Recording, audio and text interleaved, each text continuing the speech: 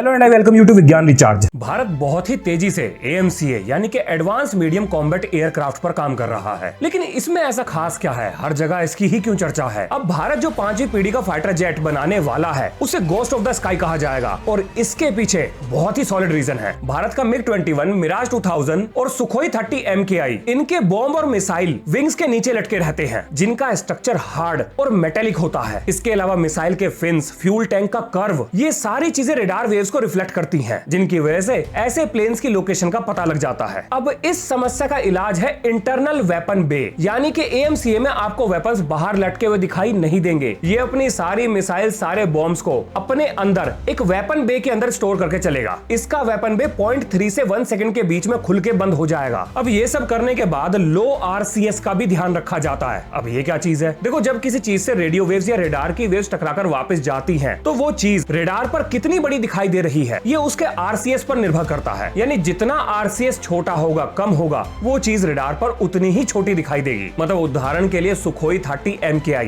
एक बड़ी कार की तरह दिखाई देता है, F-16 आपकी छोटी कार की तरह दिखाई देता है, आपका रफाल ये एक मोटरसाइकिल की तरह दिखाई देता है, मतलब मोटरसाइकिल के साइज का दिखाई देता है। और भाई साहब F-22 रैप्टर ये बंदूक की एक गोली की तरह दिखाई देता है। और हम जो AMCA बनाने जा रहे हैं, ये टेनिस बॉल या एक चिड़िया के आकार का दिखाई देगा। अब RCS समझ लिया तो ये भी समझो कि ये बनता कैसे है। देखो, अगर एक प्लेन की बॉडी को शार्प एंगल्स और कर्व से बनाया जाए तो उसका RCS कम हो जाता है। मतलब रेडियो वेव उससे टकराएंगी तो जरूर, लेकिन वापस नहीं जाएंगे, छितरा जाएंगे, बिखर जाएंगी। और RCS का मतलब होता है रेडार क्रॉस सेक्शन। इसीलिए एयरक्राफ्ट के doors, hatch, even fuel caps को भी बहुत ध्यान से डिजाइन किया जाता है। इनके एज बिल्कुल परफेक्ट मैच होते हैं, और वो इसलिए ताकि रेडियो वेव्स टकराकर वापस ना जा पाए। इसी से स्टेल्थ मेंटेन रहता है। अच्छा, ये तो आपको पता ही होगा कि हम AMCA में डबल इंजन का इस्तेमाल कर रहे हैं, लेकिन तेजस में हमने सिंगल इंजन का इस्तेमाल किया है। आखिर 2 इंजन लगाकर इसमें ऐसा क्या बदलाव आ जाएगा? मतलब 2 इंजन लगाने से तो खर्चा ही बढ़ेगा, फायदा क्या है, बदले में क्या मिल रहा है? आइए बताता हूँ। देखो, 2 इंजन की मदद से बहुत जल्दी, बहुत तेज रफ्तार पकड़ सकता है, ज्यादा भारी भरकम बम ले आ सकता है, मिसाइल ले आ सकता है। अगर एक इंजन फेल भी हो गया तो भी ये उड़ता रहेगा। डॉज करने में भी 2 इंजन बहुत बड़ा रोल प्ले करते हैं, और ये without after burner supersonic speed को अचीव कर लेगा। देखो, नॉर्मली क्या होता है, एक सिंगल जेट इंजन वाला फाइटर प्लेन सुपरसोनिक स्पीड को तभी अचीव कर सकता है जब उसके अंदर आफ्टर बर्नर का प्रयोग किया जाए। और आफ्टर बर्नर का मतलब है जेट इंजन के अंदर जो जली हुई गैसेस हैं, उनके अंदर जो ऑक्सीजन बची है उसमें और फ्यूल मिक्स करके उसे दोबारा जला के जेट इंजन से ज्यादा पावर निकालना। अब यह समस्या ये है कि ये ज्यादा फ्यूल खाता है, ज्यादा हीट पैदा करता है, यानी कि ज्यादा बड़ा इंफ्रारेड सिग्नेचर पैदा करेगा, और हीट सीकिंग मिसाइल इसे बड़े आराम से ढूंढ लेंगी। तो अगर सिंगल इंजन के बजाय 2 इंजन होंगे तो बिना आफ्टर बर्नर के बड़े आराम से सुपरसोनिक स्पीड मिल जाएगी। एक उदाहरण के लिए F-22 रैप्टर दुनिया का पहला बिना आफ्टर बर्नर के सुपरसोनिक स्पीड को अचीव करने वाला फाइटर प्लेन है। अब AMCA का भी यही गोल है कि वो बिना आफ्टर बर्नर के सुपरसोनिक स्पीड को अचीव कर ले। इसके अलावा इसमें MUMT टेक्नोलॉजी का भी इस्तेमाल होगा, यानी कि MUMT टेक्नोलॉजी का भी इस्तेमाल किया जा रहा है। अब यह है मैन्ड अनमैन्ड टीमिंग टेक्नोलॉजी, यानी कि AMCA एक ड्रोन आर्मी को लेकर उन्हें गाइड करते हुए उड़ सकता है। देखो, हिंदुस्तान एरोनॉटिक्स ने कैट सिस्टम को डेवलप किया है या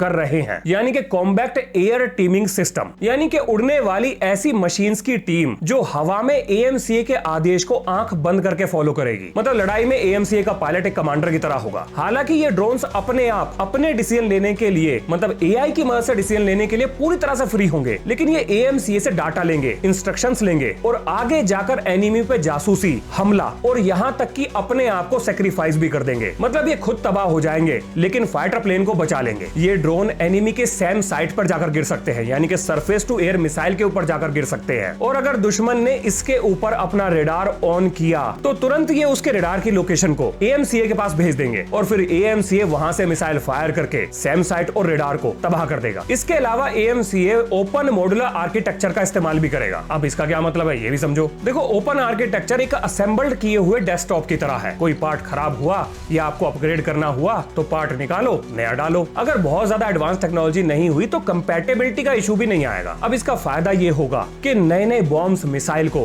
फाइटर जेट के साथ इंटीग्रेट किया जा सकता है। नए रेडार्स, जैमर्स ये भी लगाए जा सकते हैं। अपग्रेड करके चीजें बदली जा सकती हैं। इससे खर्चा कम होगा, मेंटेनेंस आसान हो जाएगा, और हमारा jet state of art cutting edge technology से लेस रहेगा। इसके अलावा AMCA के पायलट HMD टेक्नोलॉजी का भी इस्तेमाल करेंगे, यानी कि हेलमेट माउंटेड डिस्प्ले। तो पहले क्या होता था कि किसी डॉग फाइट में प्लेन को लॉक करने के लिए पूरे का पूरे प्लेन को घुमाना पड़ता था। इसमें टाइम लगता था, एनिमी के द्वारा शूट डाउन होने का खतरा बना रहता था। अब इस टेक्नोलॉजी के बाद एनिमी आपके साइड में है, कोई दिक्कत नहीं, हेलमेट घुमाओ और लॉक कर लो, बस मिसाइल फायर करो, मिसाइल अपने आप जाकर हिट कर जाएगी। इसमें target box, missile status, radar alert, flight data जैसे एल्टीट्यूड, स्पीड और जी फोर्स, ये सारी चीजें रियल टाइम में पायलट को हेलमेट में ट्रांसपेरेंट स्क्रीन पर ही मिल जाएगी। F-35 के पायलट Gen 3 HMD टेक्नोलॉजी का इस्तेमाल करते हैं, जो पूरा बैटल व्यू बनाकर पायलट को दिखाता है। अमेरिका पूरी दुनिया को जो हथियार बेचता है वो ओरिजिनल टेक्नोलॉजी के थोड़े से डाउनग्रेडेड वर्जन होते हैं। अमेरिका कभी भी नहीं चाहता कि उसकी टॉप क्लास टेक्नोलॉजी किसी और देश के पास जाए और भविष्य में वो टेक्नोलॉजी उसके खिलाफ इस्तेमाल हो। तो ये मत मान लेना कि ब्रिटिश नेवी का F-35 जो कि केरला में धूल खा रहा है, वो उसी F-35 की cutting edge power pack technology से लैस होगा जो अमेरिका इस्तेमाल कर रहा है। F-35 एक जबरदस्त फाइटर प्लेन है, लेकिन ओवर प्राइस्ड है, जरूरत से ज्यादा महंगा है। देखो, एक फाइटर जेट को उड़ने के लिए बहुत सारी हवा खींचकर इंजन के अंदर ले जानी पड़ती है, जिसके लिए अलग अलग देश के फाइटर जेट अलग अलग शेप की इनलेट डक्ट का इस्तेमाल करते हैं। कोई रेक्टेंगुलर, कोई ट्रेपीजियम, कोई सेमी ओवल शेप के इनलेट डक्ट का इस्तेमाल करता है। अब यहाँ पर समस्या यह है कि जेट इंजन के अंदर जो कंप्रेसर ब्लेड है, यानी जो मेटेलिक फैन है, वो रेडार वेव्स के लिए एक शीशे की तरह काम करते हैं। इसे आप ऐसे समझो कि आपको कोई चीज दिखाई कैसे देती है, जब किसी चीज पर रोशनी टकराकर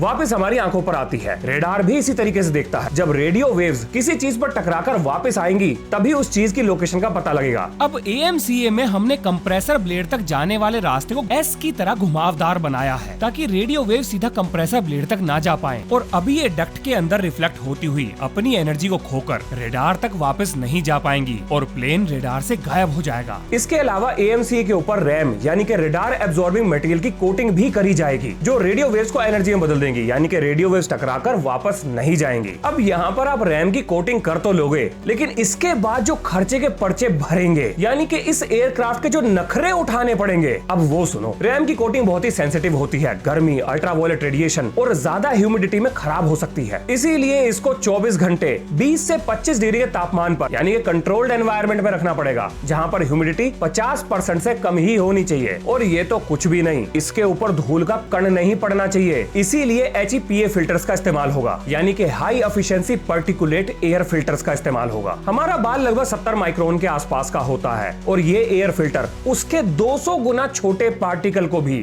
फिल्टर कर देंगे। इसे आप ऐसे समझो कि जैसे सैटेलाइट को एक क्लीन रूम के अंदर बनाया जाता है, इस प्लेन को स्टोर करने के लिए भी हमें क्लीन रूम मेंटेन करना पड़ेगा और इसे आप जमीन पर खड़ा नहीं कर सकते। इसके लिए अलग से एंटी स्टैटिक फ्लोरिंग बनानी पड़ेगी। आपने भी अक्सर देखा होगा कि किसी चीज को छूने से हमें भी शॉक लग जाता है, मतलब स्टैटिक चार्ज की वजह से शॉक लगता है। अब इस प्लेन के केस में स्टैटिक चार्ज बहुत बड़ी सरदर्दी है। ये इसके radar, electronic warfare system, missile control system और यहाँ तक कि इसकी रैम कोटिंग के ऊपर बर्न स्पॉट पैदा कर सकती है। इसीलिए इसको खड़ा करने के लिए जो फ्लोर तैयार किया जाता है उस पे कंडक्टिव या सेमी कंडक्टिव जैसे कार्बन कॉपर मैश वगैरह, इनका इस्तेमाल करके एंटी स्टैटिक फ्लोरिंग तैयार की जाती है, जो स्टैटिक चार्ज को सीधा ग्राउंड कर देती है। अब यहाँ पर आपके दिमाग में ये सवाल भी आ रहा होगा कि अगर AMCA इतना ही नाजुक है तो उड़ते हुए धूप, धूल, अल्ट्रावायलेट रेडिएशन, इन सारी चीजों को कैसे झेलता होगा। देखो, यहाँ पर आपको समझना पड़ेगा कि किसी चीज की आइडियल कंडीशन और रनिंग कंडीशन में बहुत बड़ा फर्क होता है। आप एक मोटरसाइकिल को 6 महीने मत चलाओ, उसकी बैटरी डाउन हो जाएगी, ब्रेक जाम हो जाएंगे, क्लच जाम हो जाएगा, फ्यूल कैप नहीं खुलेगा। लेकिन अगर वही मोटरसाइकिल चलती रहेगी तो आपको ये सारी समस्याएं फेस नहीं करनी पड़ेंगी। इन प्लेन की रैम कोटिंग को स्ट्रेस झेलने के लिए ही डिजाइन किया जाता है, यानी कि रनिंग कंडीशन में उनके खराब होने की संभावनाएं कम है और वैसे भी मिशन के बाद इसका मेंटेनेंस वगैरह तो होगा ही, इसीलिए मिशन से पहले ज्यादा सावधानी बरती जाती है। अब देखो, अगर आप वीडियो में यहाँ तक आ गए होंगे तो आपको भी बड़ा अच्छा लग रहा होगा कि 5वीं पीढ़ी के फाइटर प्लेन के लिए हम भी कुछ कर रहे हैं। लेकिन आपको ये भी पता होना चाहिए कि हमारे देश का सिस्टम भी एड़ी चोटी का जोर लगाकर इस प्रोजेक्ट में अपना योगदान दे रहा है। मतलब एक फाइल जब अप्रूवल के लिए एक डिपार्टमेंट से दूसरे डिपार्टमेंट जाती है तो सालों साल पड़ी चिल्लाती है कि भैया देश की सुरक्षा से जुड़ा हुआ मामला है, मुझे पास कर दो। लेकिन मजाल है किसी कान पे जू लग जाए। तेजस प्रोजेक्ट को 1983 से 2001 तक क्लियरेंस नहीं मिल पाई। हमारा अपना जहाज कागजी कार्रवाई में लटक गया। एक एयरक्राफ्ट के डिजाइन होने के बाद भी उसकी टेस्टिंग 5 साल तक शुरू नहीं हो पाई, क्योंकि अप्रूवल के लिए फाइल उड़ नहीं पा रही थी। तो जल्दी क्लियर कैसे होगी? डिफेंस R&D लॉन्ग टर्म सोच से चलता है, प्लानिंग से चलता है, और यहाँ पर सरकार बदली, सोच बदल जाती है। कावेरी इंजन को 2008 के बाद प्रायोरिटी लिस्ट से हटा दिया गया, जबकि उसका ड्राइव वर्जन बिल्कुल तैयार था।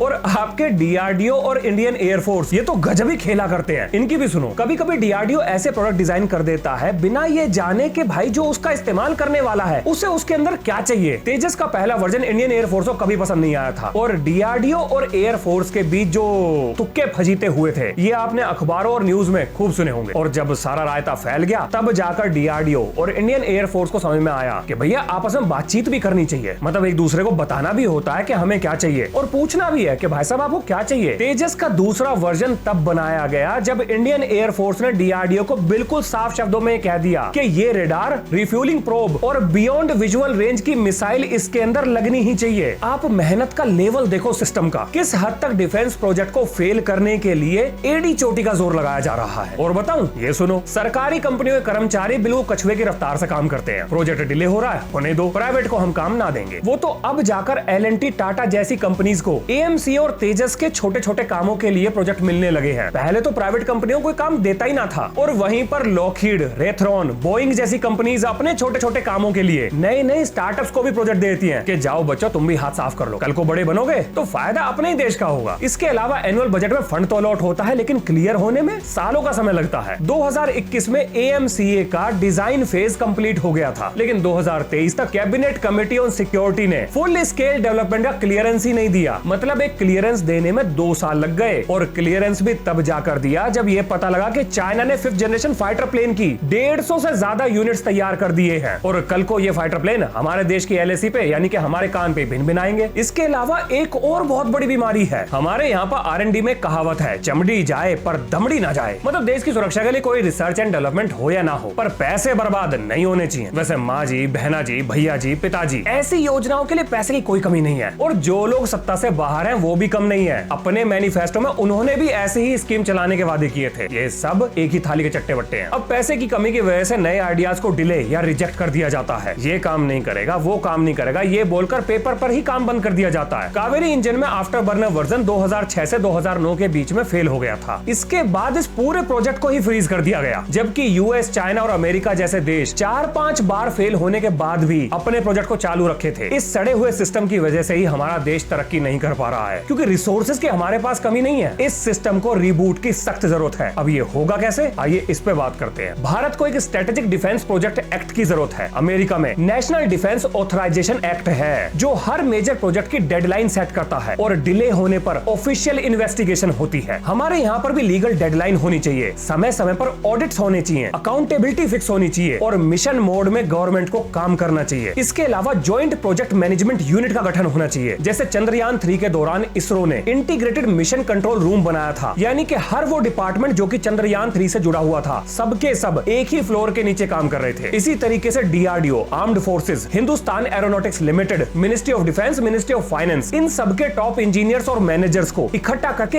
एक टास्क असाइन कर देना चाहिए कि प्रोजेक्ट को कामयाब करने के लिए जो भी डिसीजन लेना पड़े आप ले सकते हो, डिले नहीं चलेगा। कभी आपने सोचा है कि ब्रह्मोस टाइम पर डेवलप कैसे हो पाया? क्योंकि इंडिया रशिया जॉइंट वेंचर को डायरेक्ट फंडिंग मिलती थी। तो इसी तरीके से हाई प्रायोरिटी के R&D प्रोजेक्ट्स के लिए डायरेक्ट फंडिंग कॉरिडोर होना चाहिए जहां माइलस्टोन बेसिस पर फंडिंग मिलनी चाहिए। आपने ये काम कर दिखाया तो आगे की फंडिंग क्लियर। एक कंटेंजेंसी फंड भी बनाना चाहिए इमरजेंसी इक्विपमेंट्स इंपोर्ट्स के लिए। टेस्टिंग का इंफ्रास्ट्रक्चर चाहिए, हमारे पास सामान नहीं है बाहर से मंगा लो। लेकिन रिसर्च नहीं रुकनी चाहिए, पब्लिक प्राइवेट पार्टनरशिप का प्लेटफॉर्म तैयार होना चाहिए। इजराइल के आयरन डोम में 40 से ज्यादा प्राइवेट वेंडर्स हैं। HAL, BEL, DRDO पर ओवर डिपेंडेंसी को कम कर देना चाहिए। इससे इनोवेशन तेज होगा, कंपटीशन बेहतर होगा, क्वालिटी बेहतर होगी और ये रियल मायने में आत्मनिर्भर भारत की तरफ कदम होगा। इसके अलावा पेनल्टी रिवार्ड मॉडल को भी अडॉप्ट करना चाहिए। यूएस एयरफोर्स के कॉन्ट्रैक्ट में प्रोजेक्ट डिले होने की स्थिति में लिक्विडेटेड डैमेजेस का क्लॉज होता है, यानी कि आपकी वजह से एयरफोर्स को जो नुकसान होगा उसे आप भरोगे। जर्मनी के यूरो फाइटर के कॉन्ट्रैक्ट में भी यही क्लॉज है। हमारे जो भी डिफेंस कॉन्ट्रैक्टर्स हैं अगर वो ऑन टाइम डिलीवरी देते हैं तो उन्हें बोनस, और अगर उनकी वजह से प्रोजेक्ट डिले होता है तो पेनल्टी का प्रावधान होना चाहिए। इसके अलावा फेलियर इम्यूनिटी पॉलिसी भी होनी चाहिए। भारत में अगर कोई प्रोजेक्ट पहली बार में फेल हो जाता है तो उसके ऊपर काम बंद, प्रोजेक्ट बंद, फाइल बंद, पैसे बंद। इसरो का क्रायोजेनिक इंजन 3 बार फेल हुआ था और आज GSLV वर्ल्ड क्लास है, जिसके पीछे कारण था हमने फंडिंग बंद नहीं करी। इसरो लगातार काम करता रहा और आज रिजल्ट दुनिया के सामने है। नई पॉलिसी में 3 टेस्ट साइकिल्स की इम्यूनिटी होनी चाहिए। पहला फेल होने के बाद कोई दिक्कत नहीं, फंडिंग जारी रहनी चाहिए। अपने वैज्ञानिकों और रिसर्चर्स को सपोर्ट करो,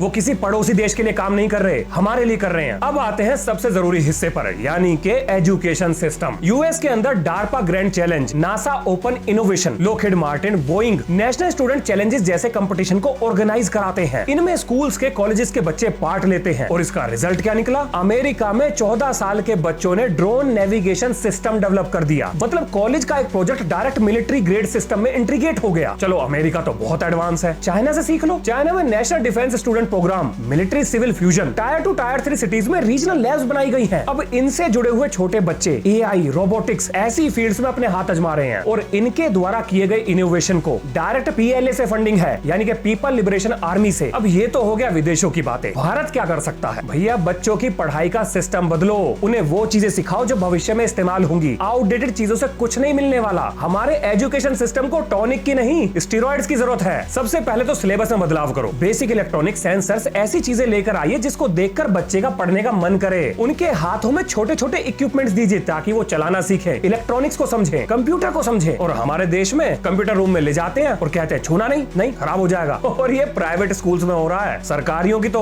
बात ही अलग है। मतलब एक बच्चे को अगर कंप्यूटर चलाना भी सीखना हो तो उसके पास अपना कंप्यूटर होना चाहिए, क्योंकि स्कूल में तो वो नहीं सीख पाएगा। डीआरडीओ स्कूल प्रोग्राम की शुरुआत हो सकती है, जहां डीआरडीओ के साइंटिस्ट स्कूल्स में जाकर बच्चों को मोटिवेट करें, चीजों के बारे में बताएं, उनकी क्यूरियोसिटी डेवलप करें। अगर एक स्कूल में एक बच्चा भी ध्यान से उनकी बात सुनकर सीरियस ले इन चीजों को, तो आपको एक टॉप क्लास साइंटिस्ट मिल जाएगा भविष्य में। और मेरी रिक्वेस्ट है, प्लीज इंजीनियरिंग कॉलेजेस में इस घटिया पढ़ाई से बच्चों का कबाड़ा मत बनाओ। पहले साल कोई भी बच्चा जब इंजीनियरिंग कॉलेज में एंटर करता है तो वो बहुत बड़े बड़े सपने लेकर जाता है कि मैं ये सीखूंगा, ये देखूंगा, ये करूंगा, वो कर दूंगा। और 3-4 महीने के अंदर ही सारी चीजें बदल जाती हैं। सिर्फ एक ही टारगेट रहता है, किसी तरीके से पेपर पास करो। क्यों? एजुकेशन सिस्टम की वजह से। अगर आपके पास साइंटिस्ट नहीं है तो साइंटिस्ट खोज कर निकालो ना। देसी डार्पा ग्रैंड चैलेंज कर दो, डिफेंस ओलंपियाड कराने शुरू कर दो, हर साल एक नेशन वाइड R&D कंपटीशन कराने शुरू कर दो। ओपन प्रोजेक्ट या आइडियाज को सबमिट करने के लिए कोई प्लेटफॉर्म बनाओ। हमारे देश में खुराफात दिमागों की कोई कमी नहीं है। आपको ऐसे ऐसे आइडियाज मिल जाएंगे कि टेक्नोलॉजी खड़ी हो जाएंगी। नहीं, दूर कहीं पर किसी गांव में किसी आदमी के दिमाग में कोई आइडिया आया जो कि कोई रिवोल्यूशनरी टेक्नोलॉजी की फॉर्म ले सकता है, लेकिन बेचारे को ये पता ही नहीं कि उस आइडिया को कहां सबमिट करें, कैसे